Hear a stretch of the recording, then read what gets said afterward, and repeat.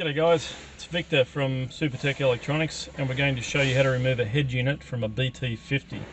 The tools you will need today is a Phillips head screwdriver and a plastic spudger.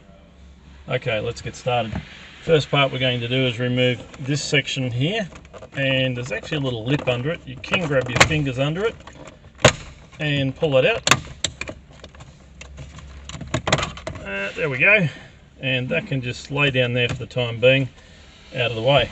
Now this whole section here will come off around the radio. It's held in with clips, and just these little guys here on the side, that's what hold it in. Once you've got a few loose, it will come out.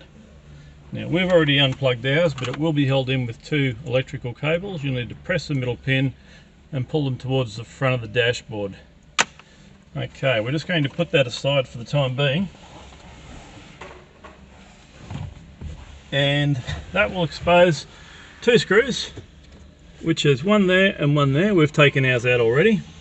Once you've taken those two screws out, this will come out. Now it is clipped in itself, and it does come out at a little bit of an angle. There we go. And take it out that way, angle it up, and unplug the electrical connections like so, and send that off to Supertech Electronics for repair.